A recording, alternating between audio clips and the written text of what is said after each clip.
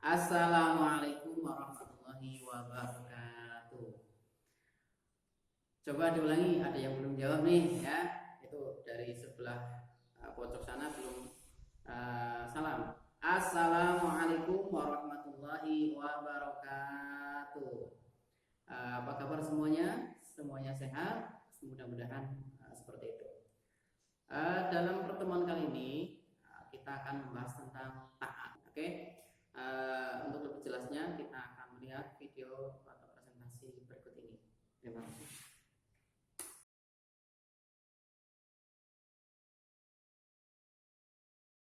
Taat. Tapi sebelumnya kita lihat KD-nya dulu ya. Untuk KD-nya yaitu yang pertama menghayati sifat taat dalam kehidupan sehari-hari, membiasakan perilaku taat dalam kehidupan sehari-hari, memahami pengertian, contoh dan dampak positifnya. Oke, kita lanjutkan. Untuk peta konsepnya tentang taat, yaitu kita akan menerangkan tentang pengertian, contoh, nilai positif, dan bagaimana cara membiasakan perilaku taat itu. Taat menurut istilah dan bahasa. Yang pertama menurut bahasa dulu, yaitu tunduk, patuh, dan setia. Itu menurut bahasa.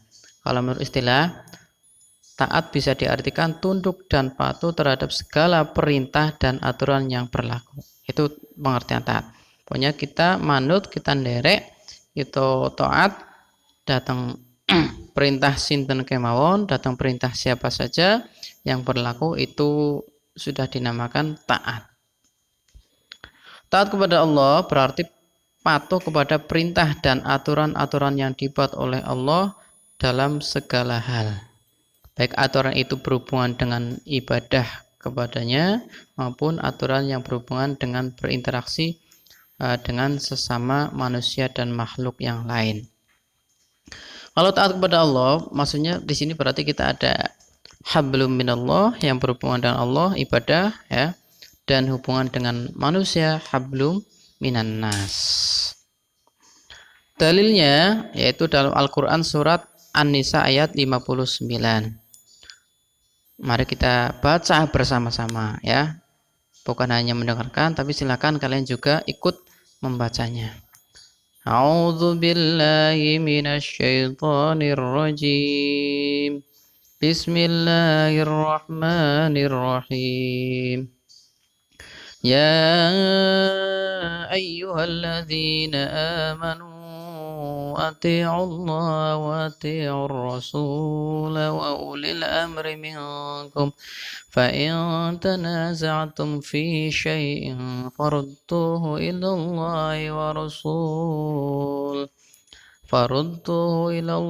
والرسول إن كنتم تؤمنون بالله واليوم الآخر Dzalika khairu wa ahsanu ta'wila. Shadaqallahul adzim. Hai orang-orang yang beriman, taatilah Allah dan taatilah Rasulnya dan ulil amri atau pemerintah di antara kamu.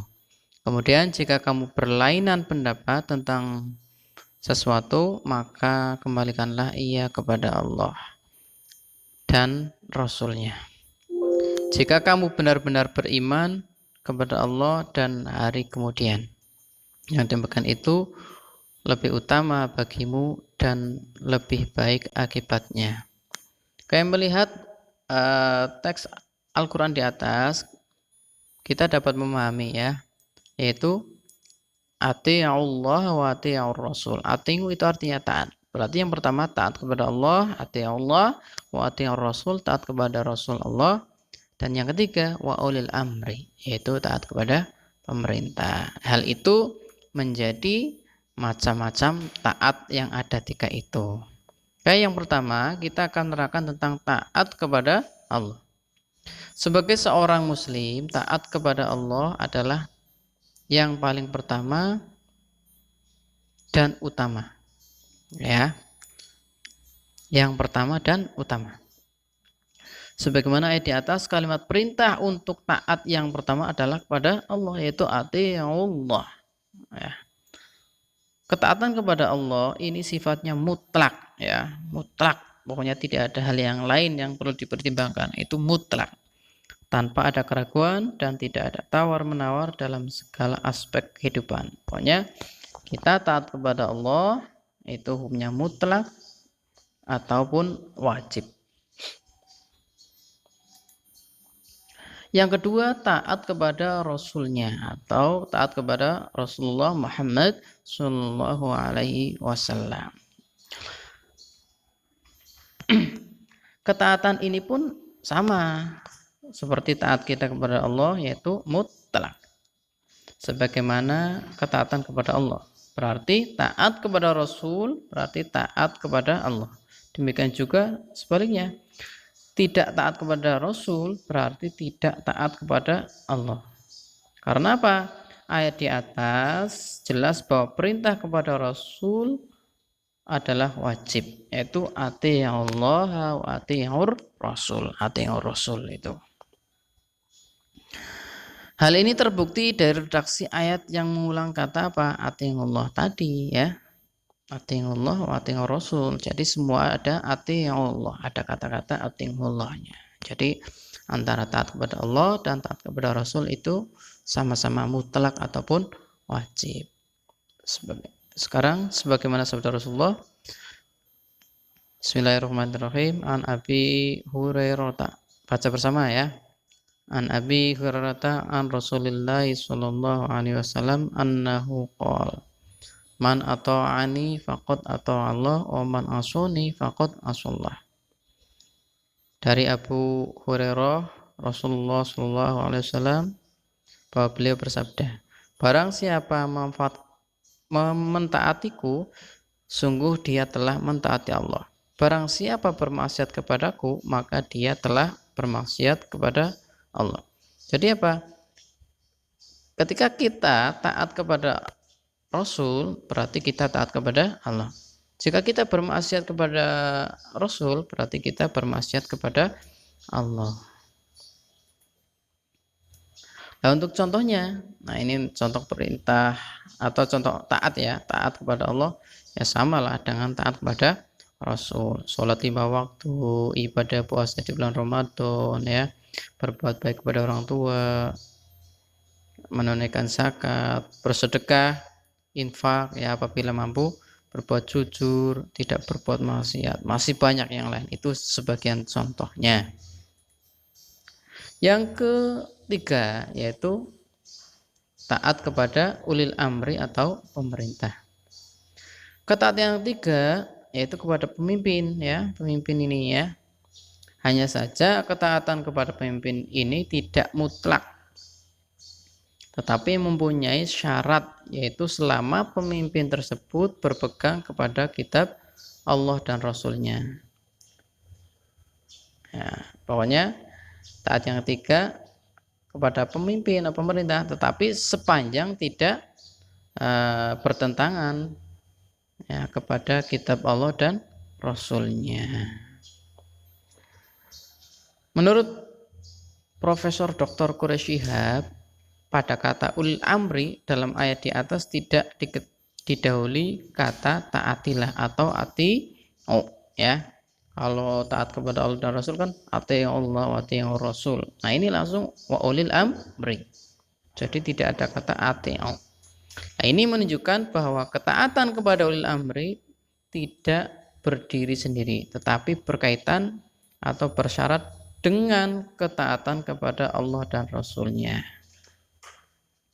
Maka jelas yang mutlak itu taat kepada Allah dan Rasulnya, dan yang kepada ulil amri itu tidak mutlak, artinya wajib, tetapi sepanjang tidak sepanjang tidak bertentangan dengan perintah Allah dan Rasulnya.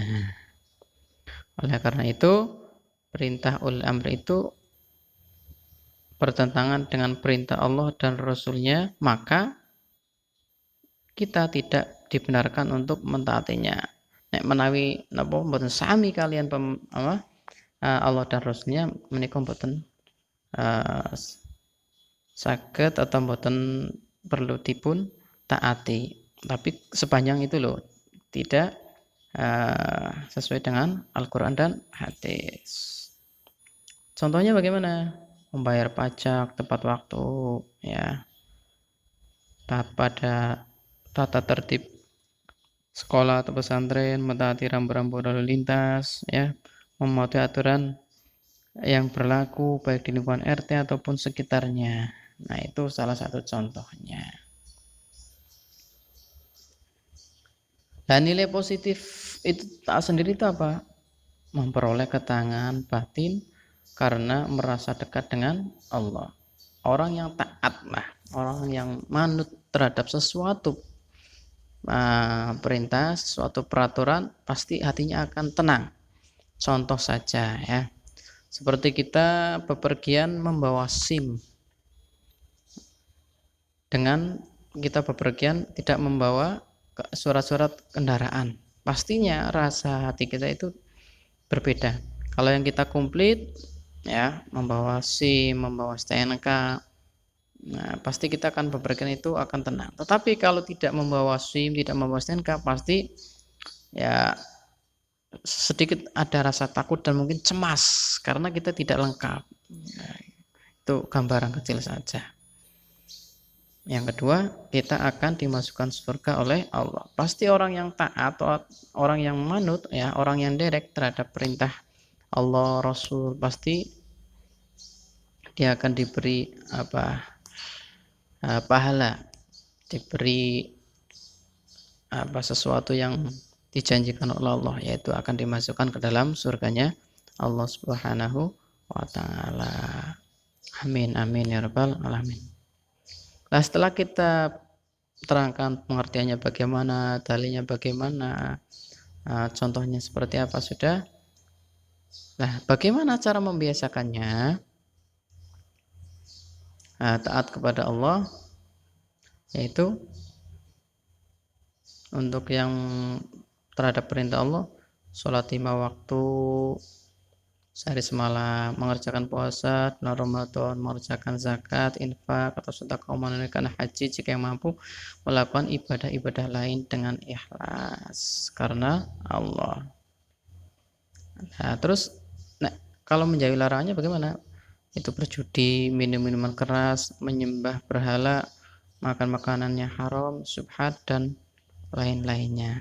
Itu membiasakan taat kepada Allah. Ini kalau perintah harus dilaksanakan, kalau menjauhi larangan berarti harus kita jauhkan, jangan sampai larangan Allah itu kita kerjakan. Lah untuk taat kepada ulil amri, ya setidaknya kita apa yang di istilahnya diaturkan oleh pemerintah, ya itu ya kita taati lah. Ya, membayar pajak, membawa SIM ataupun perda atau keputusan pemerintah yang lain lah, ya kita laksanakan sepanjang itu tidak bertentangan dengan perintah Allah dan Rasulnya. Oke, terima kasih. Cukup sekian ya.